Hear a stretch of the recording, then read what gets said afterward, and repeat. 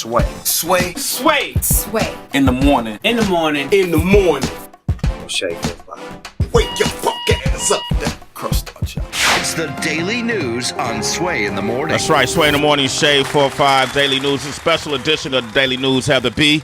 I know it. You know, I had to call in my homeboy this morning. That's right. My family, if you will. Family. Inspiring young man that's here with us today. He woke up this morning looking flyer than I look when I get dressed up. Damn. That's just look at him, man. I'm almost hating. Smell nice, too. Yes. You're doing a pretty good job of it. Thank you, man. Pull out your shades, Sway. Do something. Damn, I feel like I lost him. I didn't find him this morning. Shit, I knew he was coming. I was going to throw him my Pradas, but I left him at the house. The one on D.L. Hughley is here, ladies and gentlemen. How y'all doing this morning? Doing great.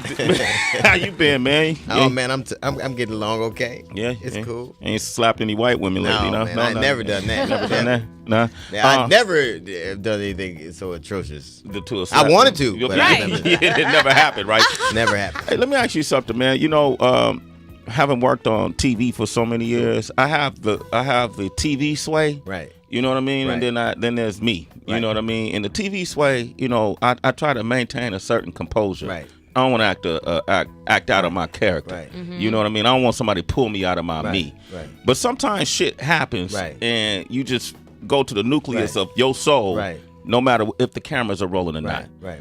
I've had some moments like that, one or two. Right. I felt like there was a moment like that for you with Megyn Kelly. I think that I was acting anyway. People don't understand. I was on to talk about the book. Yeah. The Black Man White House, an oral history of the Obama years, and it's like number 7, a New York Times bestseller. I think I'm on Fox Congratulations. News Hell yeah. to Congratulations. talk about a book. And the first thing I see is Mark Furman. Now, Mark Furman, I grew up in L.A. I grew up in Cali. Yeah, Right. yeah. And the LAPD was so brutal. They used to beat the shit out of niggas I knew and fuck over them. And he admitted to doing that. Yeah. He admitted to doing it. It ain't me. You look up, if you Google him and see the shit that he's done and admitted to, this is the man that you bring on to argue that policemen aren't racist and aren't brutal toward black people. Yeah. This man, that would be like talking a rape victim getting talked to by that Stanford swimmer. Yeah. Yeah. And that's how we start the conversation. You're upset. This dude got fired from the Los Angeles Police Department for lying about being a racist. Yeah. And he's the one that you bring on to convince me that there's no racism in policing. Yeah. Megyn Kelly let Donald Trump run all over her. And to get her job back, she basically sucked his dick on TV. And she talks to me like I'm a fucking janitor. Yeah. And I wasn't on there for literally. If I let, she actually got offended that I would level the charge of racism at her when you have an admitted racist on your payroll. Yeah. Right. But do you honestly, like, she's an intelligent person, obviously, educated the whole I don't know that she's intelligent. Okay, well, that's true. I'm sure she's educated. There's a difference. Okay. That's a difference. I'm sure she's There's a educated. difference. She got a piece of she's- paper that says she went somewhere. She's made her mark in the Right. game. Sure. Do you think it's, we've worked in TV, you Sure. put a slant on shit, to make sure you charge up your audience. Absolutely. You keep your core. Right. And her arguing back and forth with Donald Trump and arguing back and forth with you, do you think she believes everything? I can't. What I never try to do is to get in somebody else's head. But I'll say this. I'll say that there is a story that they tell themselves that allows them to do the things they do to black people. Okay. Oh, the police are scared. Well, it's black on black crime. Do you know when black people say black on black crime, they are complicit in the murder of their own people? And I'll tell you why. Okay. That is a lie.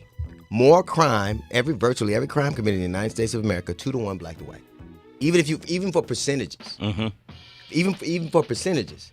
Even if we knock it down to, say, we're 13% and they're 63%, every crime committed in the United States of America is 2-to-1 black to white, white to black. They actually more white on white crime than black on black crime. But when you call it black on black crime, that gives them marching orders. That gives them a call to arms. So now they can come and brutalize because there's a sense of urgency. You'll hear black people saying, "Oh, black on black crime." That doesn't exist. If it exists, there has to be Asian on Asian crime. Yeah. Or Latin on Latin crime. Absolutely. Crime is about proximity. You hurt the ones you love because you're close to them. If you take any living organism and you put it in a small space with limited resources, it will kill anything around it. Yeah. Black on black crime is nothing but it's biology. That shit is happening on your lawn right now with the weeds in the grass, fighting for resources. But you believe that you're inferior because they tell you it's a such thing as black on black crime. What does that do to black people when they buy into that? It gives it signs your death warrant. It says to you, okay, of course, when they say you'll hear niggas say shit like this. We kill ourselves, nobody get mad. That's bullshit. Black people who kill black people go to jail, and they're sent there by black people all the time. Yeah. Oh, Chicago. What about Chicago? Every day in Chicago, the alphas and the do protests. There's a group called the Interrupters of young men that go out and try to stop violence. The mothers of Inglewood every day hugging gang members trying to stop it. But it's not sexy, so it's not on TV. Stop believing the lies they tell you about yourself.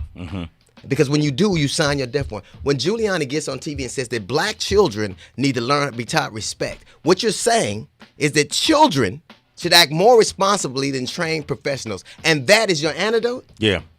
That children who you can't control, you can't even make your children, you remember the shit you used to do when you was a child? Right. You are supposed to be the one responsible. Not the police. And we buy that argument? Yeah. You signing your people's death warrant. And what I'm going to do is everywhere I'm at, if I'm going to call you out for that lie. When you tell me stuff like that, I'm going to say something about it. You cannot pretend. Look, I would rather be smoking weed and lying up than this. But I'm not. If I let that lie live, so one of my people die. That ain't how it happens. Right. You feel like you were ambushed that day? I feel like it's the constant condition of niggas. It's always something happening. It felt like a normal day. Yeah. It did. It felt like this is how shit always goes. Another day in Check office. it. Little does Pierre know there's a rock and a snowball. Yeah. You mentioned also how you were offended by Fox and you weren't afraid to say that on air. So if they invited you again for another conversation, would you take it? I'm not scared to go nowhere to talk to nobody about nothing. That man, we were talking about racism, and listen, I watched the men in the city I grew up in, be brutalized by. This police department was so brutal that the federal government took it over to 2012. And he admitted he did those things. And this is the man that you have on before me, and I'm supposed to pretend like I didn't see it? And we have you're offended that I call you racist, but you name me one other serious news organization that would hire Mark Furman for anything. Right. Even the appearance of it looks bad. Yeah. It's dudes that you know who you might like, but they so foul you can't be around them. Yeah. You can't. You like, hey man, I dig you. You my folks, but I can't be around. Right. you. By association, it makes it look crazy. Right. But they don't have a problem being associated. So that must be who you are, who you hang around. And then why would I be? Oh, he's an angry black man. What did James Baldwin say? To be a Negro in America and to be conscious is to be angry all the time. Yeah. Of course I'm angry. I'm watching people be slaughtered and you say it's okay. Of course I'm angry. Yeah. And I'm not ashamed to be angry. Right. You don't put that mantle on me and I'm supposed to be ashamed of it. I'm angry because you earned it. So I'll be what it is. If they call me, I didn't. When we left, when it was over, Megyn said, "Well, she said, well, bye." And I said, "Bye." And she said, I didn't. It's a shame it had to go this way. I said, I expected nothing less from this network. She said, "Well, why'd you come?" She said that like that. And I said, "Cause you invited me, and I'm not a coward like you." Why'd you come? Ooh. How should we? Well, this was off air. Yeah. Okay. Yeah. And then all you heard was my little footsteps going off on the, and it was quiet. I don't listen. What anybody thinks of me ain't none of my business. Yeah. I'm gonna tell you what I gotta say, and I would do it when people have gotten mad at me. Black people have gotten mad at me for the things I've said. White people have gotten mad at me for the things I've said. Gay people have gotten mad at me for. I'm who I am. Yeah. I'm not ashamed to be who I am. If you ask me a question, I'm going to give you the answer. They are slaughtering black people and brown people. And they know that they're doing it, so they have to tell themselves these lies, so it's okay. So it's okay. This man, Castile, had a permit to carry a gun in a place where it was legal to carry a gun. Instead of being afraid, why didn't you ask him to see his permit? Yeah. Pulling people over with guns can't be that abnormal. It happens all the time. 47% of the people in those states, a great percentage of people have guns. So why is a nigga with a gun that much more of an anomaly? You don't get to do this. You do that to somebody that don't know what he's talking about. Do that to somebody else. D.L. Hughley is here. The book is Black Man, White House, an Oral History of the Obama Years. We're going to talk about that momentarily. Sway in the morning. We want to talk to D.L. 888-742-3345. Now more of the daily news on Sway in the Morning. Michael Brown grabbed that officer's gun and tried to shoot him in his patrol car. That is, no one has proven that. No one has proven that. That's what Eric Holder's DOJ concluded. And Eric Holder's DOJ concluded that department was so rife with That's with a dodge, corruption. too. I don't dodge at all. I'm here in Fox News. Then let's stay on it. Then let's stay on Michael Brown. We're talking about DOJ. We're talking about I'm not talking. No, woman. First off, what I'll tell you is this: it is not uncommon for you all to see one thing. The only place racism doesn't exist is Fox News and the police department. That's the only place. That's absolutely true. That's insulting. You just insulted millions of people watching this channel. And you know what? I'm insulted by the things I hear on this network, so we're even. I can care less about insulting people that insult me on a daily basis. Yeah, that was on Fox. Yeah, for real. Repped us very, very well, Dio. You said racism only exists. Only place. What is it? You said I said the only place racism doesn't exist is Fox News and police departments. But here's the thing: the Department of Justice, FBI in 2006 came out with a report that said that police departments in America were so rife with white supremacists and neo-Nazis that it is pervasive. Mm-hmm. The FBI said this. Yes. The FBI. The FBI said this. This ain't me making it up. You can Google it. Right. So if I know that they issued an edict, they said that would be like that's like those warnings that you get for Zika virus. Like, ain't nobody died from Zika virus. Yeah. But that's the epidemic we worry about. I worry about a mosquito when it can carry a badge. Right. But ultimately, if I and from my own experiences, I'm not saying. Listen, it's simple to me. Yeah.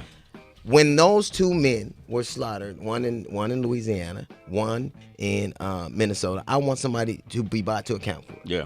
When those 5 police officers were slaughtered, there's no equivocation. That was wrong, and that man who did it was a murderer and should have been brought to account for it. Yeah. I don't care if your uniform is blue or your skin is black or brown. You still have the same amount.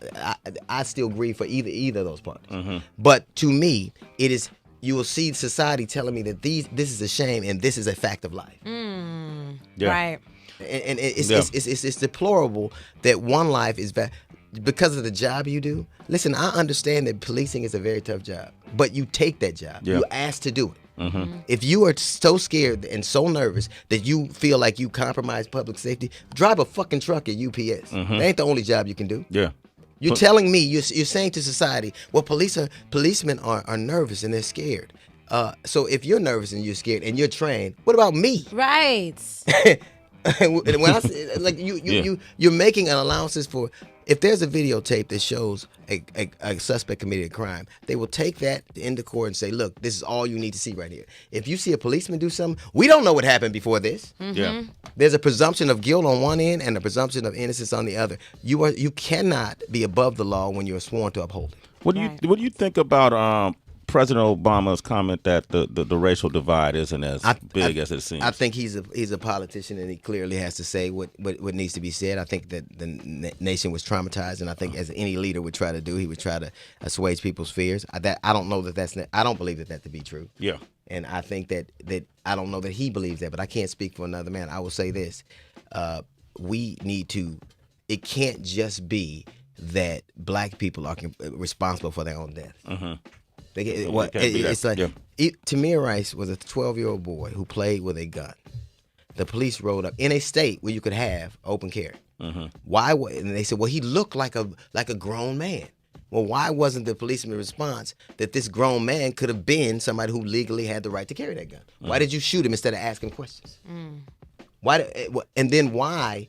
What society does, the first thing society does is when a young black man, something happens to a young black man, they pull up his criminal history. They didn't have anything on Tamir Rice, so they pull something up on his father. When that boy fell in there with that gorilla, they talked about his father's criminal record. You know what they're doing? They're trying to devalue you. Right. Well, he's a criminal. Of course he had to die.